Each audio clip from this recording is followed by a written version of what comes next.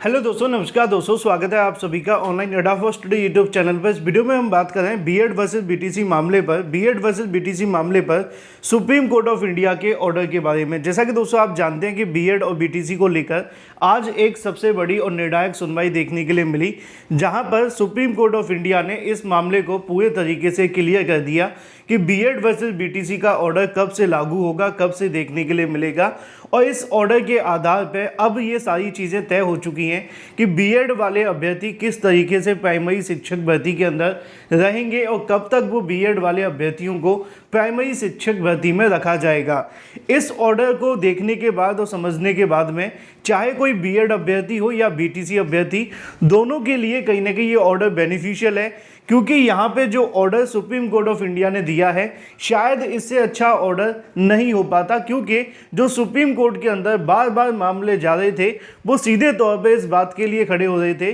कि जो 11 अगस्त 2023 का जजमेंट है उसके आधार पे बीएड कहाँ पे स्टैंड करता है। क्या 28 जून 2018 का वो नोटिफिकेशन के आधार पे सभी बीएड को बाहर किया जा सकता है, या 25 नवंबर 2021 के उस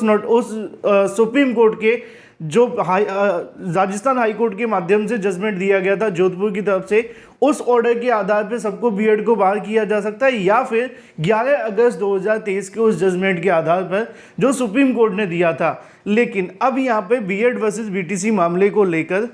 सुप्रीम कोर्ट से एक बड़ी अपडेट आप सभी के सामने निकल कर आ गई है। आज की सुनवाई में अगर बात की जाए, बीटीसी की तरफ से कपिल सिब्बल और मीनाक्षी अरोड़ा मैम के माध्यम से बहस की गई थी और उनका पूरा प्रयास था कि बीएड वर्सेस बीटीसी मामले पर 28 जून 2018 के उस नोटिफिकेशन के आधार पर जो भी भर्तियां की गई हैं उनसे बीएड करने वाले अभ्यर्थियों को बाहर कर दिया जाए। लेकिन जैसा कि आप जानते हैं कि 28 जून 2018 का नोटिफिकेशन तो एनसीटी ने जारी किया था, लेकिन इसके आधार पर सम्मिलित होने वाले बीएड अभ्यर्थियों का भी उतना ही कम दोष था, क्योंकि उनको नहीं पता था कि जो एनसीटी है उसने अपना काम ईमानदारी से नहीं किया और बीएड करने वाले अभ्यर्थियों को प्राइमरी में जब सम्मिलित किया तो उनसे गलती हुई। लेकिन उसके बाद 25 नवंबर 2021 को एक ऑर्डर जारी होता है जोधपुर हाई कोर्ट के माध्यम से, जिसमें इस ऑर्डर को कहीं ना कहीं ये लागू करते हुए कहा जाता है कि एनसीटी का गजट नोटिफिकेशन रद्द कर दिया जाता है और बीएड को बाहर कर दिया जाता है। फिर 11 अगस्त 2023 को ऑर्डर आता है कि 28 जून 2018 का नोटिफिकेशन रद्द है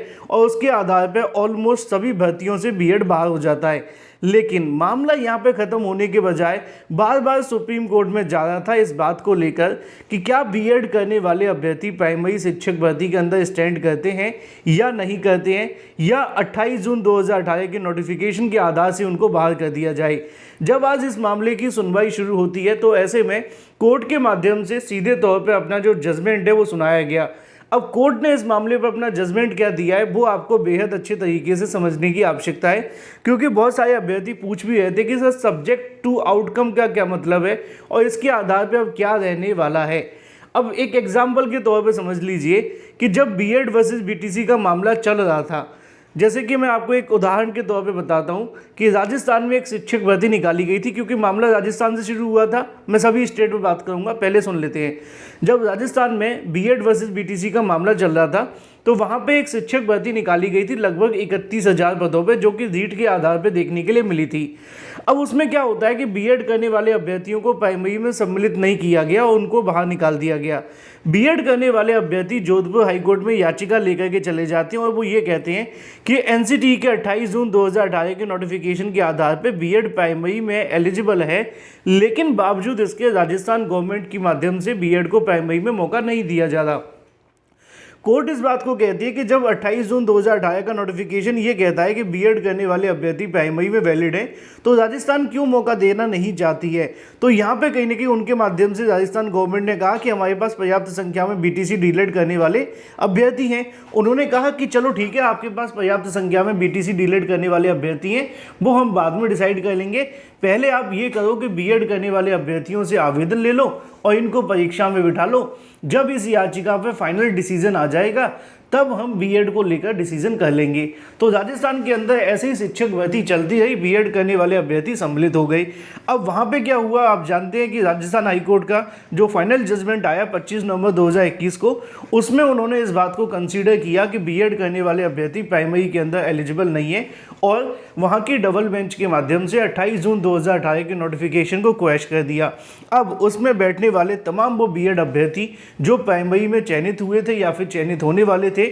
उनका रिजल्ट रद्द कर दिया गया। क्यों? क्योंकि उनको सब्जेक्ट टू आउटकम सम्मिलित किया गया था। अब ये तो एक राजस्थान का मामला हो गया। अब इसी तरीके से आपके राज्य में बात कर लेते हैं, चाहे आपका एमपी है, बिहार है, राजस्थान है, पंजाब है या यूपी है ना। अब वहाँ पे जो शिक्षक भर्ती चल रही थी, वहाँ पे अगर शिक्षक भर्ती आपके बीएड वर्सेस बीटीसी के इस मामले के अधीन अगर आपको यहाँ पे नौकरी दी गई थी और आपको कहीं ना कहीं चयनित किया गया था, तो ऐसे में उन सब्जेक्ट टू आउटकम, इसका हिंदी अर्थ ये होता है कि न्यायालय के अंतिम निर्णय के अधीन जो भी निर्णय उस याचिका पे आता है, अब वो निर्णय यहाँ पे आ चुका है 11 अगस्त 2023 को। अब जब 11 अगस्त 2023 का जजमेंट आया तो उसके बाद सबसे ज़्यादा जो भूचाल मचा वो इसी बात का था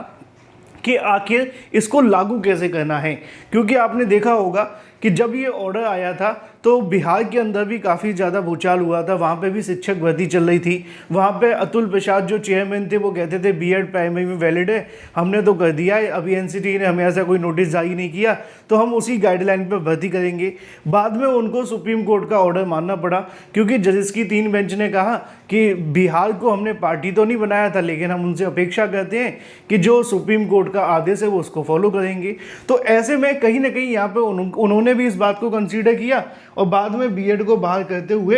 प्राइमरी शिक्षक भर्ती के अंदर उन्होंने सिर्फ बीटीसी को नौकरी दे दी। तो आज का जो जजमेंट आप सभी के सामने देखने के लिए मिला है बीएड वर्सेस बीटीसी मामले पर, वो सीधे तौर पे एक लाइन में अगर डिस्क्राइब किया जाए तो वो आप सभी के लिए ये है कि जो 11 अगस्त 2023 से पहले, ठीक है ना, यहाँ पे 11 अगस्त डालना है, 11 अगस्त 2023 के पहले वाले जो भी बीएड करने वाले अभ्यर्थी हैं उनको अब प्राइमरी में शामिल रखा जाएगा। अब यहाँ पे एक चीज़ आपको बहुत अच्छे से समझ लेनी है, सुप्रीम कोर्ट का कहने का मतलब ये है कि जो यहाँ पर शिक्षक भर्ती आप सभी के लिए निकाली गई थी जिसमें बीएड को एज ए एलिजिबिलिटी के तौर पर रखा गया था, इस बात को समझना बेहद आवश्यक है क्योंकि एलिजिबिलिटी का मतलब और टर्म्स एंड कंडीशंस का मतलब, कई बार आपने देखा होगा कि लाइफ इंश्योरेंस की टर्म्स एंड कंडीशंस बहुत सारी होती हैं, आप उसमें से एक को वायलेट कर देते हैं तो आपकी जो लाइफ इंश्योरेंस पॉलिसी वो ख़त्म हो जाती है। सेम यहाँ पे आप सभी को समझना है कि जो बीएड करने वाले अभ्यर्थी एज ए एलिजिबिलिटी प्राइमरी के अंदर सम्मिलित किए गए किसी भर्ती में और वहाँ पर उनके लिए कोई कंडीशन नहीं रखी है कि भाई आपको जो नौकरी दी जा रही है वो इस शर्त के आधार पर है, अगर ये शर्त इन फ्यूचर ख़त्म होती है तो आपको बाहर निकाल दिया जाएगा। तो ये चीज़ अगर आपको नौकरी देते समय, नियुक्ति देते समय, भर्ती में आवेदन लेते समय या परीक्षा में बिठाते समय कहा गया है तो आपको बाहर निकाला जाएगा, उसी का मतलब है सब्जेक्ट टू आउटकम, यानी कि अंतिम निर्णय के अधीन। अगर आपको भर्ती के अंदर नोटिफिकेशन में ये कहते हुए सम्मिलित किया गया था जैसे कि केवीएस में किया गया था, है ना, इसके अलावा आपने देखा होगा एनवीएस के अंदर आप सभी ने देखा था, इसके साथ साथ और भी बहुत सारी भर्तियां निकाली गई जिसमें सब्जेक्ट टू आउटकम रखा गया था, है ना। अब जहाँ पे सब्जेक्ट टू आउटकम नहीं रखा गया था उनके लिए मामले अलग हैं। जैसे कि अब 69,000 शिक्षक भर्ती की बात की जाए, ये भर्ती 69,000 की अलग अलग मामलों के सब्जेक्ट टू आउटकम हो सकती है, चाहे वो कट ऑफ का मामला हो या इसके अलावा अगर बात की जाए आरक्षण को लेकर हो। लेकिन बीएड वर्सेस बीटीसी पर ये जो केस चल रहा था राजस्थान हाई कोर्ट से जो शुरू हुआ था, इसके सब्जेक्ट टू आउटकम नहीं है, तो इसके बिहाफ में अगर देखा जाए तो 69,000 शिक्षक भर्ती सेफ है ना। लेकिन जो अलग अलग राज्यों की भर्तियां हैं जैसे कि छत्तीसगढ़ का मामला है, अब उनको जो नौकरियां दी गई थी वो सब्जेक्ट टू आउटकम दी गई थी जो डिसीजन आने वाला है। इसीलिए वहां पे आपने देखा कि जो फाइनल डिसीजन आया छत्तीसगढ़ हाई कोर्ट का, उसके आधार पे उन्होंने बीएड को बाहर किया। सेम ऐसा ही आपने यहाँ पे देखा उत्तराखंड के अंदर आज ही इस मामले पर सुनवाई थी और आज ही उन्होंने ये डिसीजन दिया कि जो भी अभ्यर्थी सब्जेक्ट टू आउटकम नौकरी पाए हैं उनको भी वहाँ से निकालने का आदेश दे दिया। तो इन शॉर्ट अगर कहा जाए तो इस ऑर्डर के आधार पर जो सब्जेक्ट टू आउटकम यानी कि अंतिम निर्णय के अधीन नौकरी पाए थे, टर्म्स एंड कंडीशंस के आधार पर भर्ती में सम्मिलित किए गए थे। अब चाहे वो आपके नोटिफिकेशन में आवेदन लेने से पहले कहा गया हो, परीक्षा से पहले कहा गया हो, रिजल्ट देने से पहले या नियुक्ति से पहले, तो आपको यहाँ से बाहर कर दिया जाएगा। बाकी के जो भी अभ्यर्थी होंगे जिनको किसी भी बिना शर्त नौकरी के लिए आवेदन करने का मौका मिला था, यानी कि विज्ञापन में एज ए योग्यता के तौर पे आपको सम्मिलित किया गया था, तो आप अब नहीं निकाले जाएंगे। ये पूरा का पूरा ऑर्डर है जो कि यहाँ पे कोर्ट के माध्यम से दिया गया है। बाकी अभी रिटन में ऑर्डर आना बाकी है। जैसे ही रिटन में ऑर्डर आएगा मैं आप सभी को जानकारी वीडियो बनाकर के माध्यम से दे दूंगा। Thank you for watching this video.